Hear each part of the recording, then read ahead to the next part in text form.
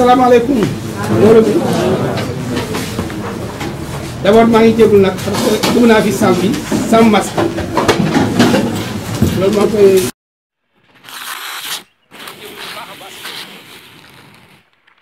tey daal maire moo woote réunion invité ma ñëw di seetuwaat encore comité de lutte Covid au niveau de la commune mais balaa may tàmbali ci wax bi d'abord maa ngi remercier bu baax monsieur le maire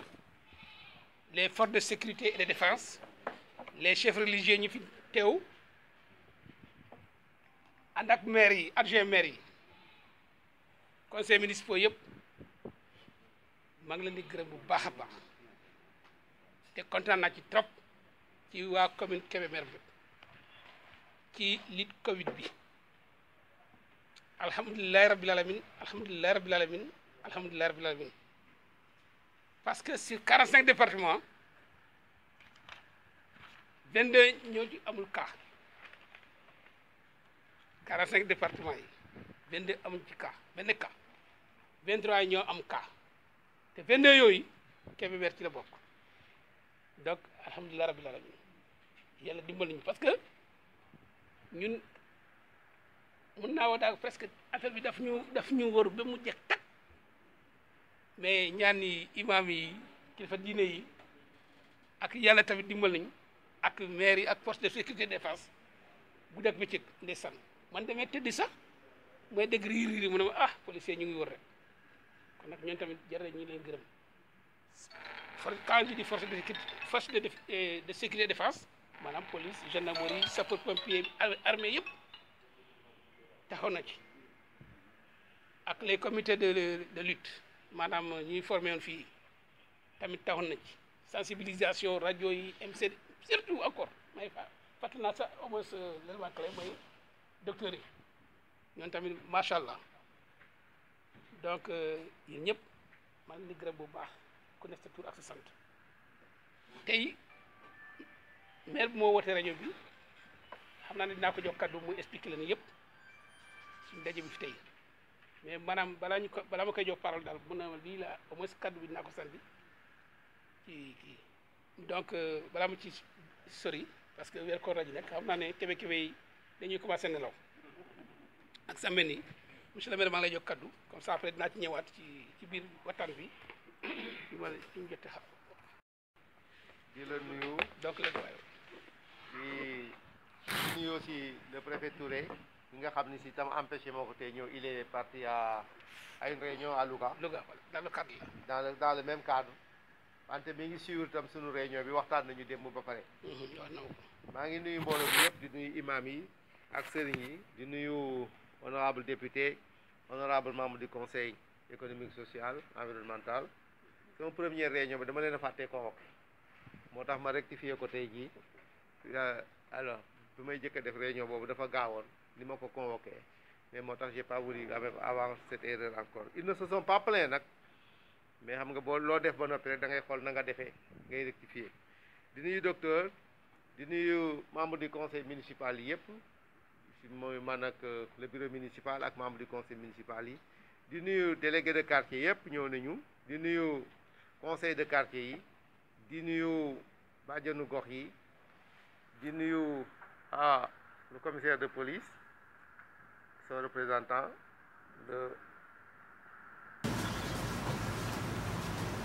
di nuyu le CV de la gendarmerie ak son représentant di nuyu le chef du service d'hygiène monsieur Faye di nuyu le chef des sapeurs-pompiers le commandant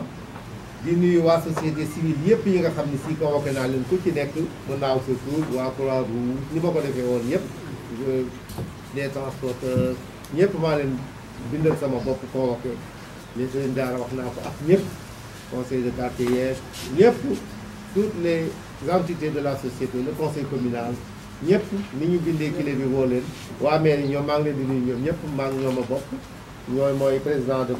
commission yi nga xam ne fii ñëpp ñu ngi fi le président commission des finances président commission communication président commission affaires sociales président commission santé ak président commission jeunesse ñoom ñëpp ñëw nañu ndax ay entité spéciale la ñu ci mbir mi di wax rek ni le 18 mars lañ fi daje woon ci réunion bu yaatoo nii installé li ñu tuddee woon comité de riposte du Covid boobu ba léegi bañ ko paree ñu installé ñetti commission commission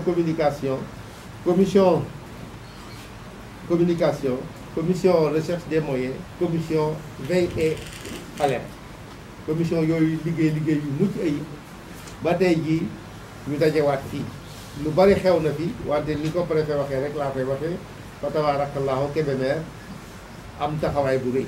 taxawaay bi nag moom mooy lépp lu nga xam ne si médecin chef xalaatoon na ko ak ñi nga xam ne si mooy ay nattangoom ca kaw ñu ni la ñu war a def ci dëkk bi ñu def ko yàlla defal ñu ci àndandoo ak waa presse bi yëpp ñu jàpp ci maa ngi leen di nuyu avant de commencer ñoom itam ci premier nuyoo yi dañu ndax ci jëwriñu liggéey bi lañu bokk ñoo ñëpp ñu def fi liñ fi def yëpp boobu ba léegi nangami réunion am na fi commission bu nekk réunion yu dul jeex di rendre compte comité bi secteur yëpp réunion nañ fi bu dee sëriñu daara yi ànd nañoo ñoom liggéey bu rëy ci daara yi bu dee waa marché bi ànd nañoo ñoom liggéey bu rëy ba gérer suñu marché bu dee waa transport yi ànd nañoo ñoom liggéey bu rëy ba gérer ko communication bi tam ak sensibilisation bi commission veille itam chaque jour muy surveiller dëkk bi ak situation bi imam yi ànd nañu ak ñoom bi nga xamee si toll nañu ci gérer jumaa yi ñu toog waxtaan ak ñoom ñu seet lu ñu gérer donc Kébémer àndandoo nañu daal secteur yëpp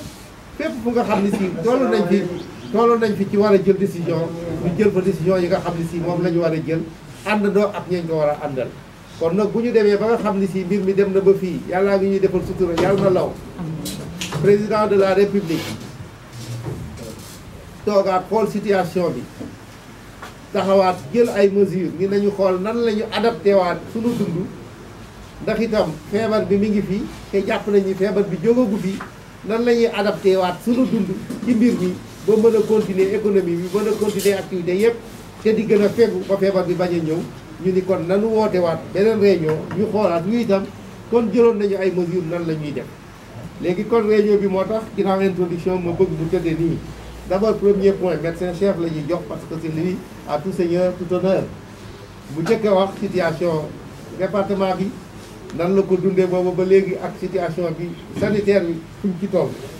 bu ñu paree ñu jox président commission communication bi nga xam ne si moom la ñu santoon liggéey bi muy yee nit ñi ak muy veillé defe naa ni rajo bu nekk dem nañ fa wax thème bu nekk ku nekk ku ñu yaakaar yóbbu nañ la nga dem wax ak nit ñi moom itam mu waxal ñu fan la toll bu ñu paree loolu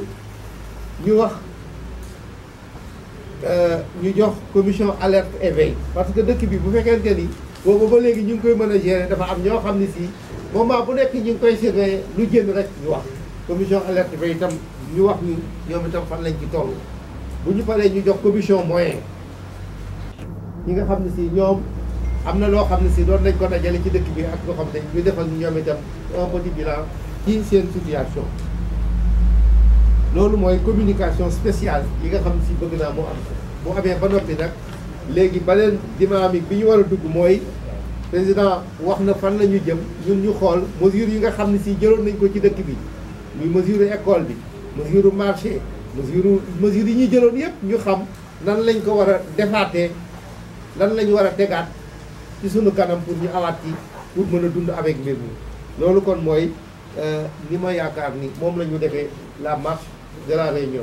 ginnaaw ñu wax li fi dox ak ñu ko doon doxal après nag ñu xool yan jéego nan la ñuy modifier sunu nekkin ci yoon yi ñuy def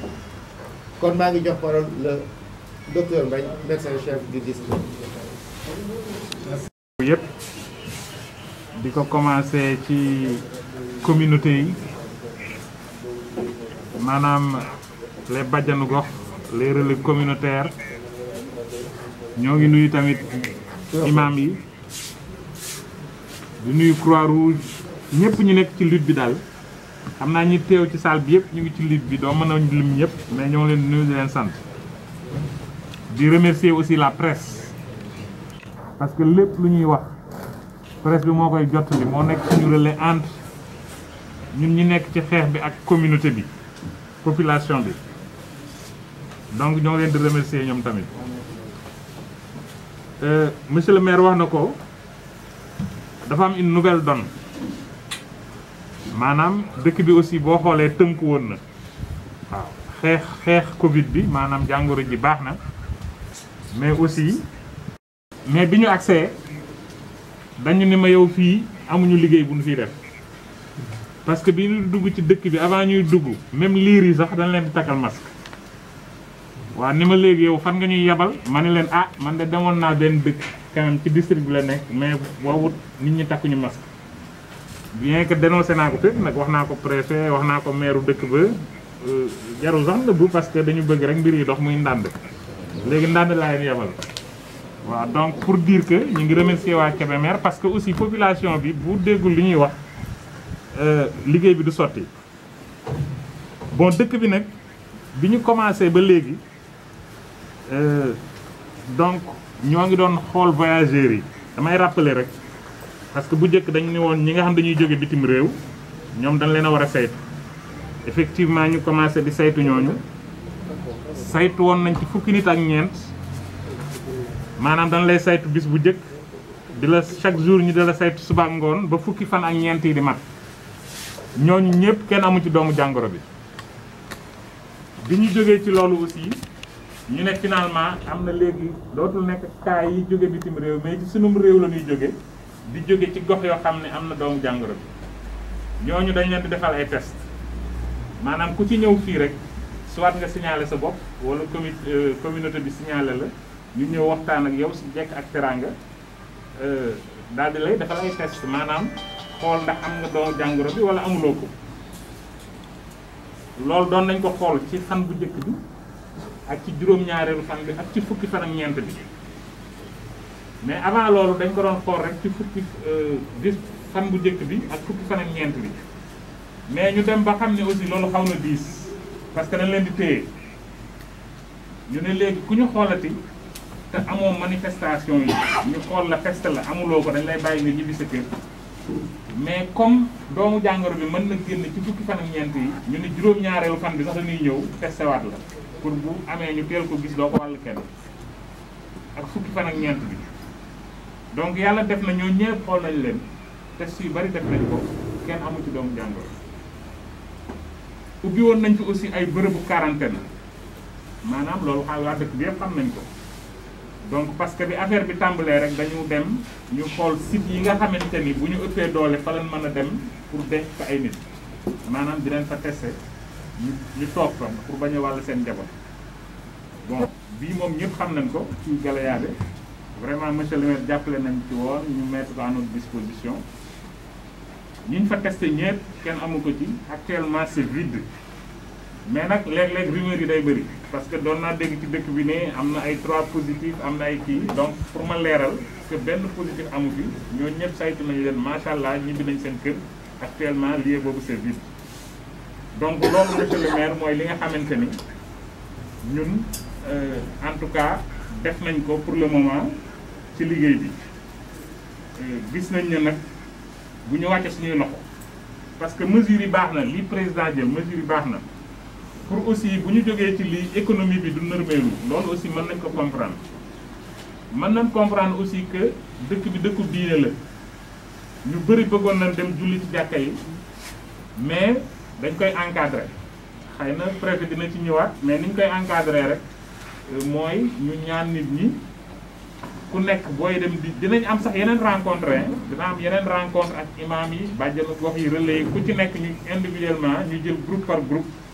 parce que ku nekk dafa war a jàpp ci liggéey bi bu boobaa dinañ dugg ci détail ni nga xam ne nan leen war a dem jullee ko te xam naa ni imam yi aussi noonu lañ ko bëggee pour vraiment benn problème du am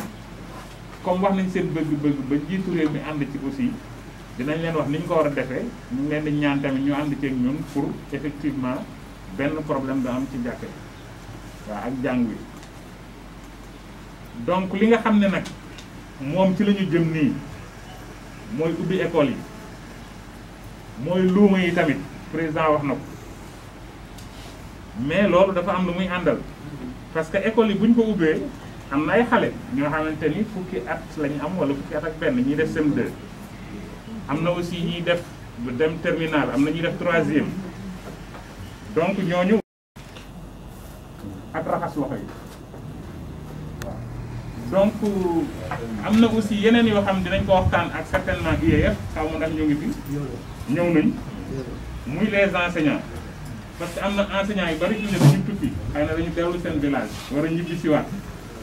ñooñu tamit dañ leen di jàppee comme ay voyageurs lañ leen di jàppee donc dinañ waxtaan ak IEF pour xool nu ñuy doxale ak ñoom proposer leen en tout cas test ci njëkk ak teraanga parce que ñoom ay intellectuel lañ dina xam ne loolu mooy seen intérêt nekk intérêt aussi xale yi leneen li nag mooy matériel de protection yi nga xamante ni personnel de santé war na ko am ñëpp sax ñoo war a protéger wu mais personnel de santé daf ci raw te matériel yi démb waxtaane naa ko les régions médicales donc je pense président nee na moom aussi loolu lu ko soxal la parce que dañoo jëm ci loo xamante ni ñaanuñu ko mais cas yi risque bi day yokk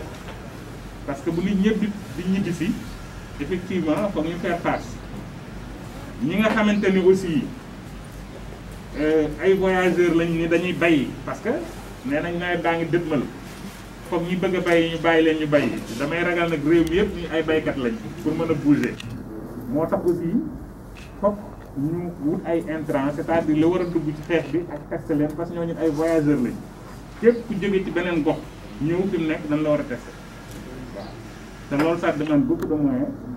monsieur le préfet loolu aussi nga defal ñu ci plaidoyer en attendant daal monsieur le maire loolu laa amoon si lu may wax ñu xool nag bu fekkee am na peut-être ay yeneen question ñu dugg ci biir. Union yi normalement kii waa IEF président commission à les marchés et autres le curé Ndiaye ñëpp ñu ngi leen di nuyu ak ñeneen ñi nga xam ne si jotuma sama tëgg ci ñoom maintenant daal ñi ma convoqué woon ñëpp ñëw nañu maa ngi leen di nuyu yéen ñëpp léegi donc def naa ni avis médecin bi dégg nañ ko